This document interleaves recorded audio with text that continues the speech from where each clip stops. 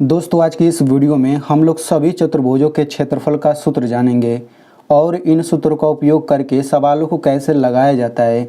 इन सभी पर मैंने एक पूरा प्लेलिस्ट बना दिया है, तो उस प्लेलिस्ट का लिंक आपको इस वीडियो के लास्ट में मैं आपको दे दूंगा और वो जो प्लेलिस्ट है उसका लिंक मैं आपको वीडियो के डिस्क्रिप्शन में भी दे दूंगा। ठीक है, तो चलिए अब हम लोग सभी चतुर्भुजों के क्षेत्रफल का सूत्र देखते हैं। तो सबसे पहला चतुर्भुज है आयत। तो आयत के क्षेत्रफल का सूत्र होता है लंबाई गुणे चौड़ाई। ठीक है, वर्ग के क्षेत्रफल का सूत्र होता है भुजा गुणे भुजा, इसको भुजा का स्क्वायर भी बोलते हैं। ठीक है, समांतर चतुर्भुज के क्षेत्रफल का सूत्र होता है आधार गुणे ऊंचाई।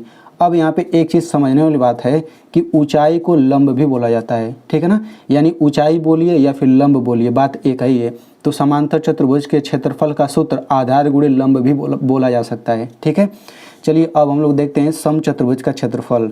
तो समचतुर्भुज के क्षेत्रफल का सूत्र होता है 1/2 गुणा दोनों विकर्णों का गुणनफल।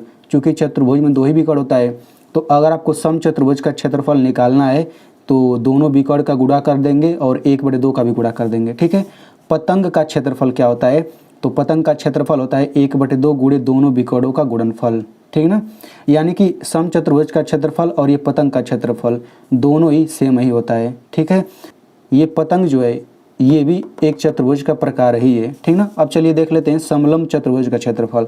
तो समलंब चतुर्भुज का क्षेत्रफल होता है 1/2 गुणे समांतर भुजाओं का योग गुणे ऊंचाई। यहाँ पे ऊंचाई समझने वाली बात है कि यहाँ पे ऊंचाई हम किसको लेते हैं? जो दोनों समांतर भुजा है उनके बीच की दूरी को ही ऊंचाई कहा जाता है। ठीक है,